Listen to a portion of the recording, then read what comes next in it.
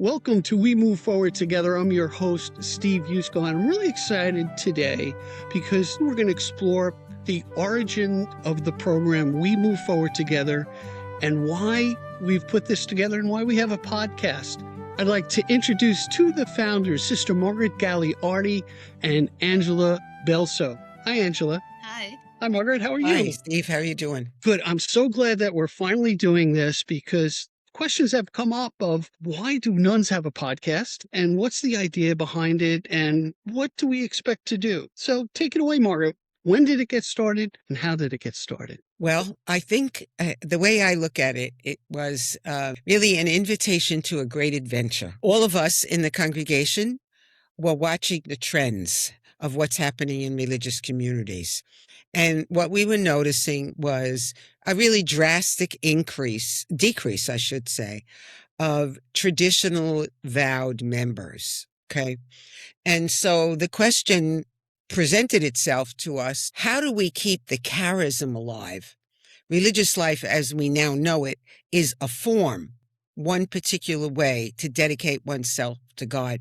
That form has changed over the centuries, and it's in the midst of a radical change now. But the question is, underneath that, what's underneath that form? And what's underneath that form is what we call the charism, the Dominican charism, the charism of St. Dominic, who was the founder of the order. And so our concern was the form is changing. How do we keep the charism alive? How do we keep what's at the heart of the institution of Dominican life? How do we keep that alive? What do we do? Right. Now, what's interesting, charism can come across as a churchy word, but I think what it does, it defines a particular order, what makes a Franciscan, what makes a Dominican, Jesuit, so on and so forth. So if either of you had to define what the charisms are, how would you put it? Well, part of it is being signs of joy and hope in the world today, bringing a sense of hope and to people and to the world, and being preachers of truth. So Dominicans, the OP after our names is Order of Preachers. And so we are preachers of truth, following in Dominic and Catherine's footsteps. And I think I would just add to what Angela has just said, to say that when we say the word charism, the easiest way, I think, to think about the general meaning is at the heart of everything is the gospel of Jesus Christ. That gospel is like a diamond. And if you hold it to the light one way, you see one aspect. If you hold it to the light in another way, you see another aspect. So all of the religious communities in the church, have different charisms. For example, the Franciscans have their charism, the Sisters of the Good Shepherd have their charism, and we could go on and on, all right? But the Dominicans, Angela articulated so beautifully what's at the heart of our charism, which is the preaching of the truth, the being signs of joy and hope, and the commitment. I think one little piece that I would add, if we go back to Dominic's time, Dominic himself was alive at a time when there were a group of people who were preaching a message that said, this world is bad. All right, this world is sinful. And Dominic came along and said, wait a minute, let's take a second look at that.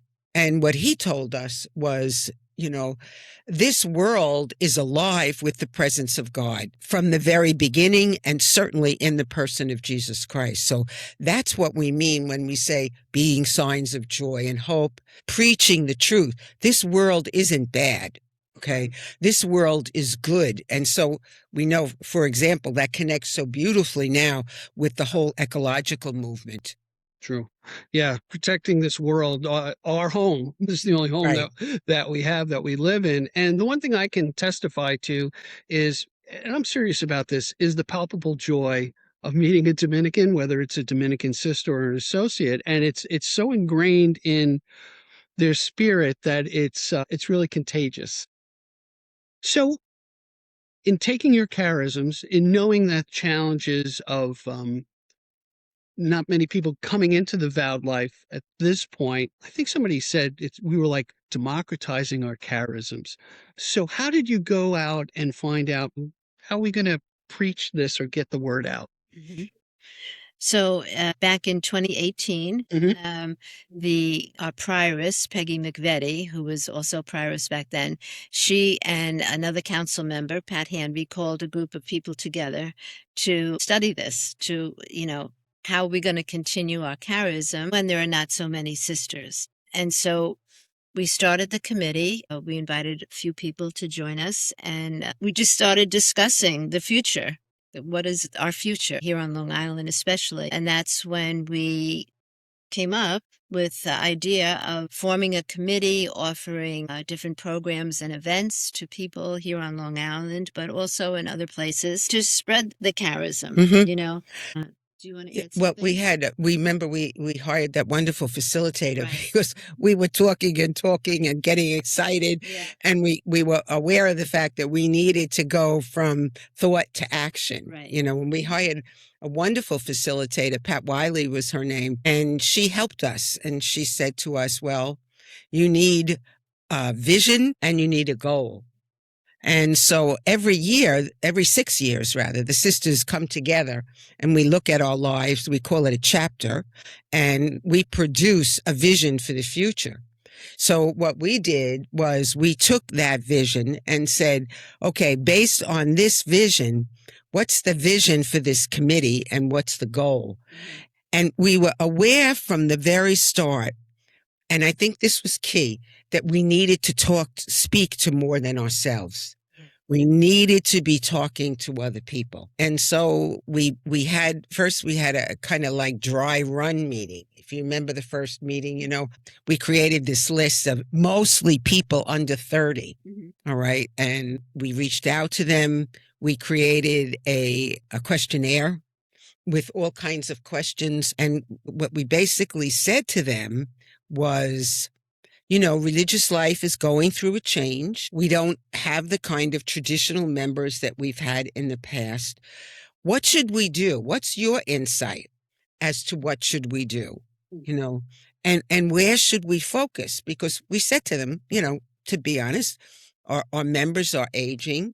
Right. So we need to be clearer and clearer about our focus. Basically, through dialogue with these people and with the sisters, back and forth, we came up with what we called 4 energy centers. Now, energy centers might seem like a strange word, but for those people who are watching, it comes from the whole idea of the chakras. There are energy centers in the body. Right. So there's been a lot of work done this over the ages. And so we said, well, these things that people are telling us, they're really like energy centers. And they were ecology, spirituality, community building, and social justice. Those were the 4 things. All right. And they said, this is where we want you to focus. So then the next step was, all right, how do we translate that? We knew we needed to go on the web and create a website. And maybe Angela could talk a little bit about the torture of writing a website without religious language in it. Do you remember those meetings? Yeah. Talk about getting outside the bubble, right? Right, your own vocabulary now. How do you broaden that out? So how did it come about, Angela? Well, we had a couple of people who were good in technology, and we wrote samples and rewrote, and just and rewrote. And put it out there. We put it out there, and it was pretty much a success. Yes. I remember that the thing that was so tricky was that we were on this balancing act of, it can't be too religious, but it needs to have the heart of the Dominican charism and the gospel at it. So that's what we were going back and forth about. We said, are people going to look at this and saying, wait a minute, is this Christian? Is this Catholic? Who are these people that are writing this? That was like the one extreme. And the other extreme was to use language, which I call churchy language, which puts people off. Yeah. We were trying to attract not only church people, but also people that may have left the church at one point in their lives, people that were spiritual but not religious. Right. That's a common definition people use. Yep. Exactly. So we didn't want to keep people away because of the language that we use. And so that's why we tried to open it up a little bit more so everybody would feel welcomed. Yeah, and I think that's a key at the heart of what we were doing, because unless there's some miracle that's going to happen that no one knows about yet, it doesn't appear that we're going to have what we call traditional members in large numbers in the future. So what's at the heart of this is, first of all, the realization that the gospel isn't just for nuns and priests, but it's for all of us. Right. Right.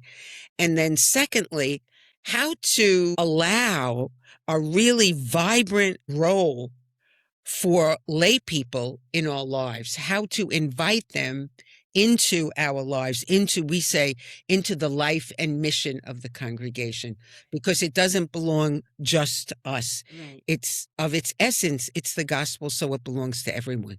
Right. What I found so interesting, just like Jesus used parables and stories, what we've done with this podcast is we've highlighted both associates, and we should talk about what an associate is, and really some amazing women and a couple of men with stories.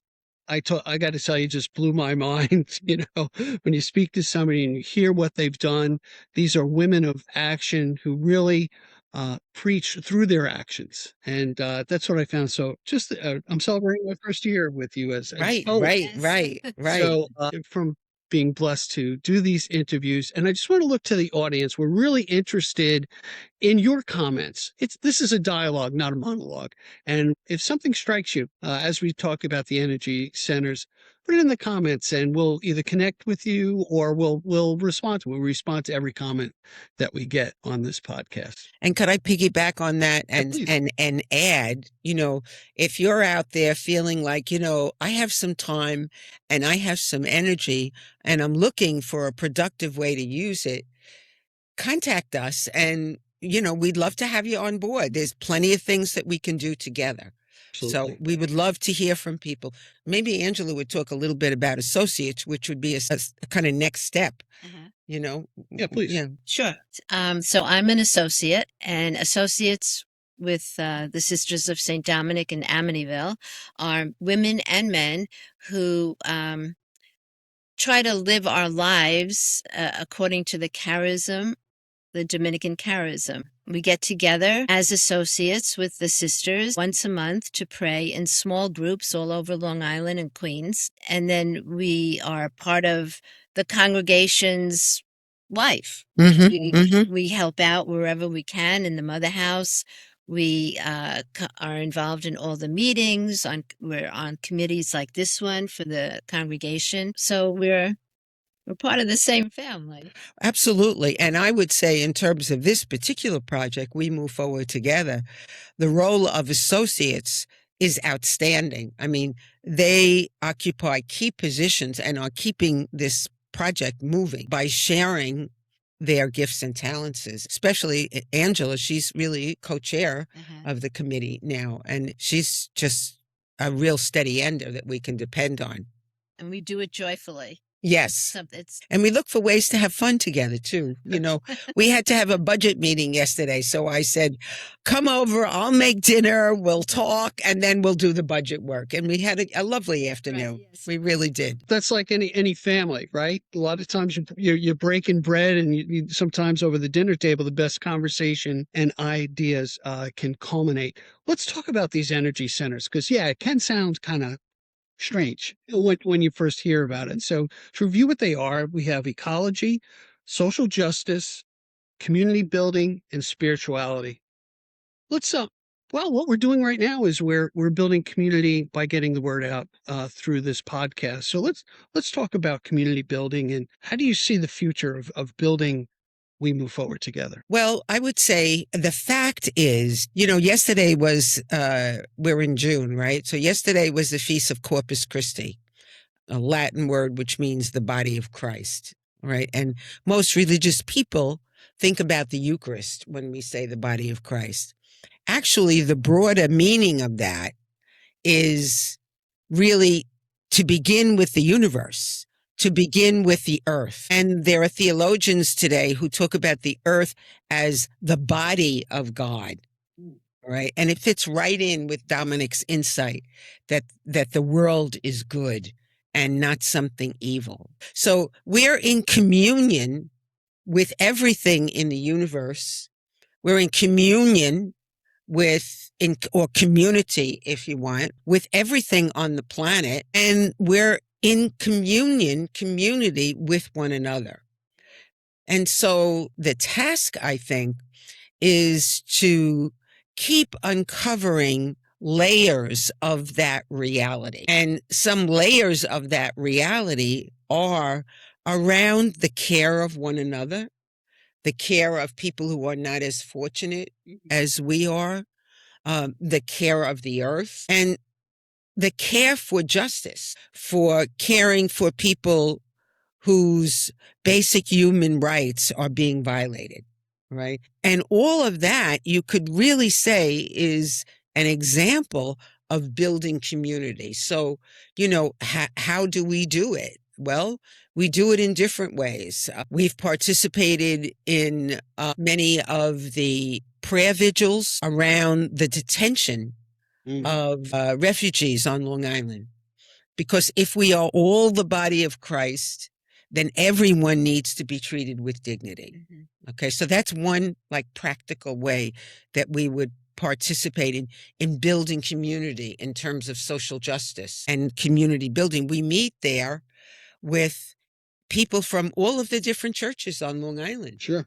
Who are out there, praying together, talking together about what should and shouldn't be happening in our world. That's one way to think about it. And then we're having something later on this summer, July 7th. One of our sisters will be giving a presentation on St. Catherine of Siena, doctor of the church, Dominican woman, who challenged the Pope and the politicians of her era, just the way Pope Leo is challenging politicians in our time.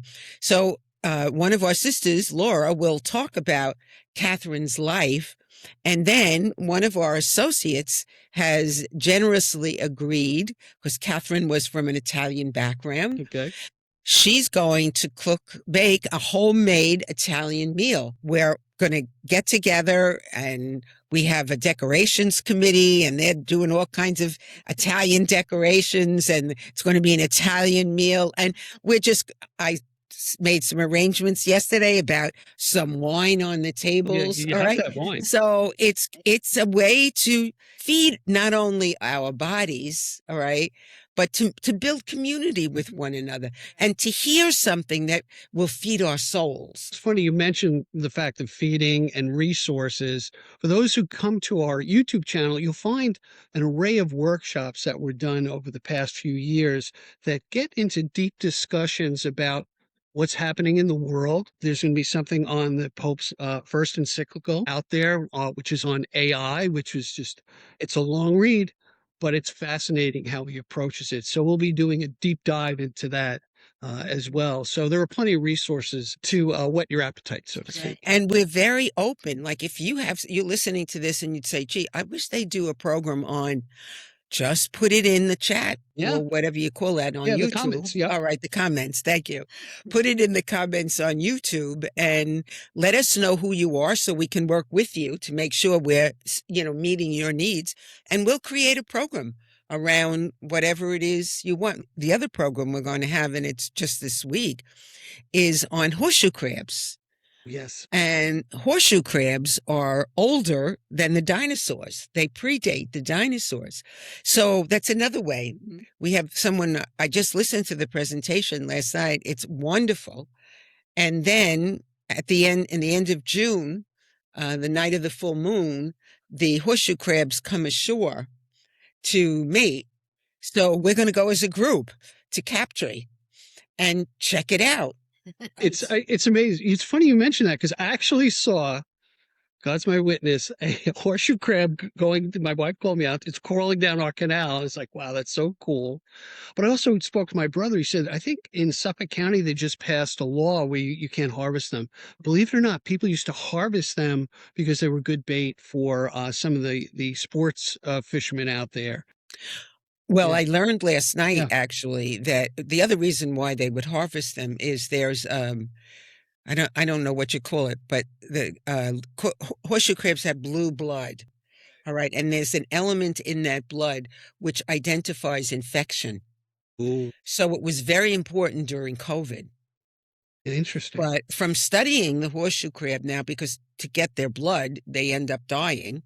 Of course. All right. So there's a very important protein that's been discovered in the horseshoe crab that we can recreate synthetically and surround areas of infection in the body. So we don't have to kill the animals anymore in order to get that gift. Really, it's really amazing what's out there, and all the things that God provides for us, and just absolutely us one taking care of our home, and also finding out these little mysteries out there.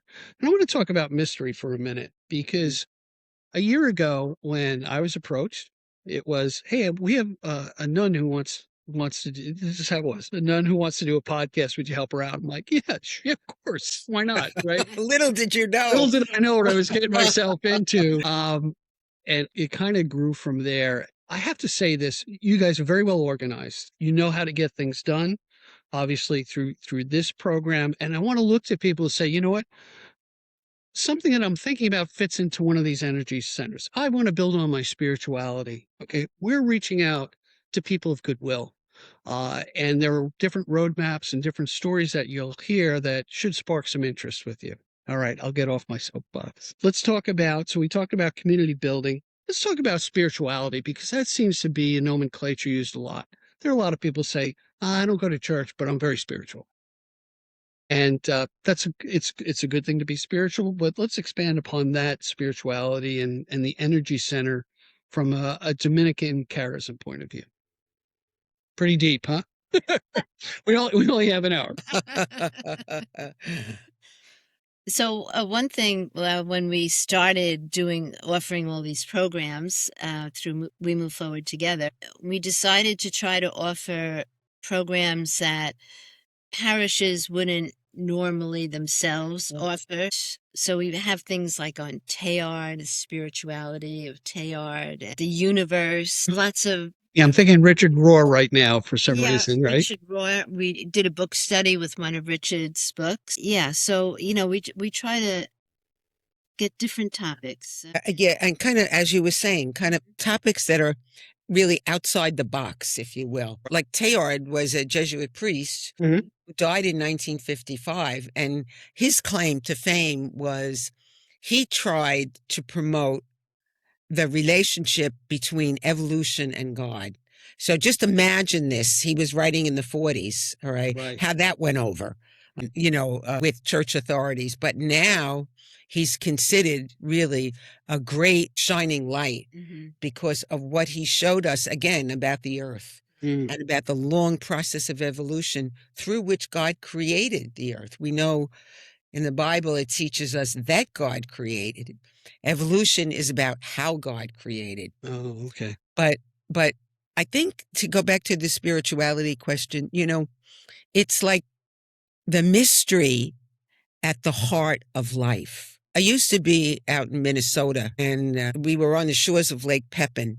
And when we would try to speak to spirituality there, I would point out to the folks, you take your boat out and you go in the middle of Lake Pepin and you shut off the motor and you just sit there. And we could say that for Long Island. I mean, we're an island surrounded by bodies of water. So some people, you don't have a boat, so you go to the beach and you sit there and you're just kind of like staring at the ocean. And you feel within yourself, if you're listening, like very deep stirrings. And those stirrings, they're from God. Right.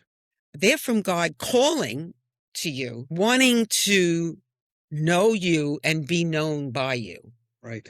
All right. So there's where we try to go really way outside the box, because so often when people get involved in, quote, institutional religion, some of them have had bad experiences. Sure. And they don't want any part of it because of those experiences. And, we understand that. And many of the sisters have been the victim of some of those kinds of experiences. But the issue is not to throw out the baby with the bathwater. Right. So what we're saying to people is look deep inside, because deep inside you're going to find the voice of love. And there's a way to enter into relationship with that voice of love.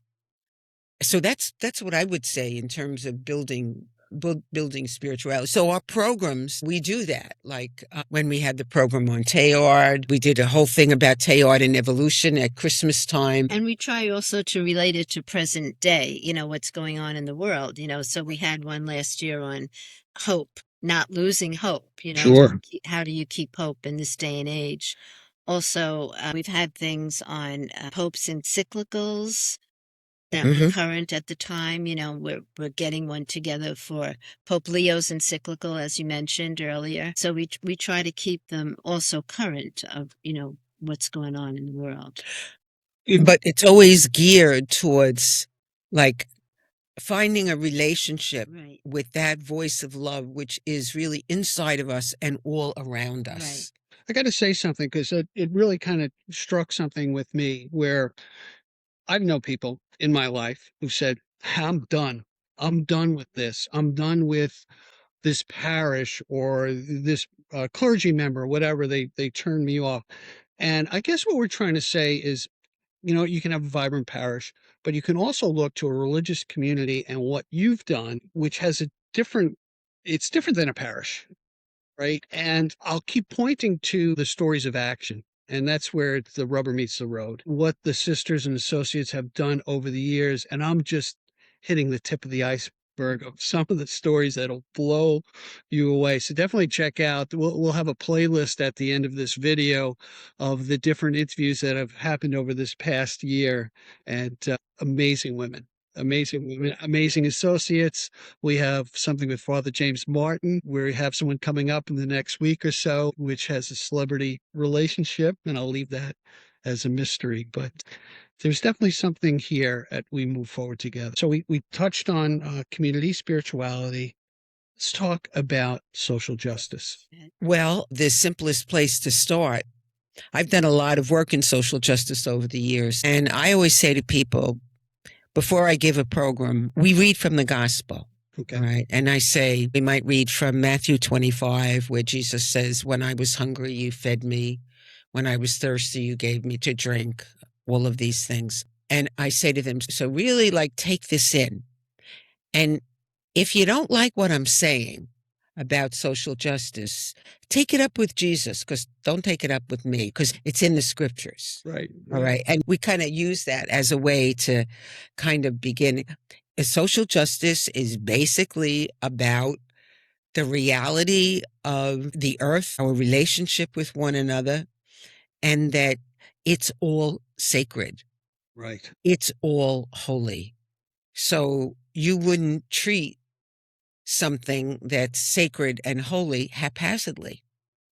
You wouldn't destroy it just without a thought. I can't quote this poem, but for our readers, look up the poem, The Questionnaire by Wendell. That'll give you a really good idea of a comprehensive view of social justice. In fact, we'll have the link in the description so you can look down in that as well. And, it comes to mind when you talked about social justice, the phrase comes up, what would Jesus do? Right? What did Jesus say is what you're pointing to. And, we live in tough times. We live in a divided country. It's driven a lot by debate. You're on that side, I'm on this side. And what I'm hearing is something different, is that we're looking to recognize the Christ within everyone and recognizing the sacred, and that can change your perspective. As you spoke about taking the diamond of the gospel and just turning a little bit to get a different perspective on things. And that goes for people who have different opinions than ourselves. We don't need, like, if Angela and I have different views on a particular topic, I don't need to make her my enemy. She just has a different view. And if we listen to each other, there's a famous story about Dominic that everybody loves. You want to tell it about the tavern? Oh, the tavern. Yeah. Oh, now you got my ears perked. So Dominic walks into this tavern one day. Sounds like a joke. All Yes. right. Yeah. And at the time, back in the 1200s, there was this heresy that was very prevalent in France. That's what I refer to. Yeah.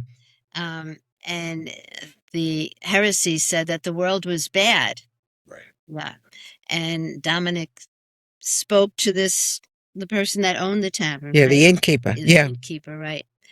All night. They stayed up all night talking and listening to one another about, no, the world is good. You got to love the world. God gave us this beautiful world for us, to love. And at the end of it, the tavern keeper was converted. Yeah. He saw the light. So there are many, what shall I say, riffs on that story about people who are going to open little rooms where people can come and have a drink and talk, but the main thing is they listened to that's one right. another. Right. They didn't sit there arguing all night. They listened to what each person was saying. And it talk about, see, the energy centers, I hope you're hearing the way they're all connected, because when we don't listen to each other, we lose a great deal of wisdom. Yeah. We really do. Oh, I didn't think of it that way. And, there's something to be said about what you're saying, but when we cut each other off and call each other crazy or, the enemy or any of those kinds of phrases, we lose the wisdom that person has to offer. You can be predisposed to not actively listen, but thinking about how you're going to reply and get your point across because I'm right and they're wrong. And it doesn't mean that you have to agree with everything that someone says. You can still say, well, yeah, okay, I hear what you're saying, but, I think I want to hang on to this piece of what I was saying. And that's how you build. I've been on committees, really. We had a committee once, it was called the Earth Council. And there were Dominicans from all different communities in the Northeast on this committee. And we'd begin a meeting and the question would be raised, what are we going to do about such and such? And one person would suggest an idea and then someone else would build on that. And someone else would say, I don't think that's the way to go. I think this is the way to go. And by the end of the meeting, we would arrive at a solution that didn't belong to anyone, but was the wisdom of the group. And see, that's what we're losing by the division right now in our country. And when we perpetrate these decisions, when we prolong these rather divisions, I should say. I'd like to talk about, I got to hear the very origin story of the German nuns who came over and how that started. And I want you to tell me that story. But what I think it also does, it points to how things evolve. Their first impression or what they were tasked to do changed completely, but built an amazing foundation of your charisms for helping the poor and all the different things that you do. So just tell because I probably told the story wrong. Tell me the story about the German nuns who came over that were supposed to, I think, teach in Pennsylvania or something like that. And what happened? If I have it right, the Benedictines contacted Regensburg, the cloistered Dominican convent in Regensburg, Germany, and asked for them to send a few sisters over to teach the German immigrant children. There are a lot of German immigrants resettled in Pennsylvania. And so the sisters from Germany sent over 4 sisters on a ship, and they came to New York, and somebody was supposed to meet them there. That person never showed never showed. Right. He never showed. So eventually a rectory in Brooklyn said, you could come here. And the pastor in that parish told the sisters they can live in the basement of the rectory. Boy. Yeah. Yeah, great accommodations, right? Yeah. eventually, they started teaching there in the parish. They moved out of the rectory and, had a convent. And then a group moved to Amityville, Right. right? We bought some land, or somebody gave us the land Right. in Right. Amityville. And the rest is history. Here we are. And so the congregation grew. Other women joined these 4 original sisters, and we have convents all over Queens and Long Island and in Puerto Rico also. Yes, it's amazing how an original plan can develop into a different type of flower, I guess you could say. Now, I have to tell you a little personal sort of twist on that story, okay? The priest who was supposed to meet us was a Benedictine, and his name was Abbot Wimmer. And when I was out in Minnesota, I was in this area, St. John's in Collegeville, which is a big Benedictine stronghold. Okay. And friends of mine had business there. And so I said to them, well, I'll go to the bookstore and you could meet me. I'll meet you, when you're finished. So I went into the bookstore and I'm just browsing up and down. And I see this book, a big book. And the name of the book is Abbot Wimmer. Okay. And I thought, Abbot Wimmer? Yeah. He's the one who never met us at the dock. So I take the book, take it off the shelf, and I said, I want to see if there's anything about Amityville Dominicans in here, right? Right. So I flip to the index, I find the page, I go to the text of the book, and I tell you, I couldn't believe my eyes, because in the book, it said that he was the founder of the Amityville Dominican congregation. And I thought, what, It all depends on who writes the history, right? Exactly. Yeah. Amazing. Well, I hope you enjoyed that segment with Sister Margaret Gagliardi and Dominican associate Angela Belso. I really had a great time. I really always enjoy my time with the Dominicans. And if you see something here, something that kind of sparks your interest, reach out to us in the comments. We'll connect you with somebody. We answer every comment. And check out this next playlist. There's plenty there to check out and learn more about the Dominican Sisters of Amityville and our project We Move Forward Together. So remember to hit that subscribe button if you like what we're doing here, or even hype that helps us. All right, until next time, be well, everybody, and God bless.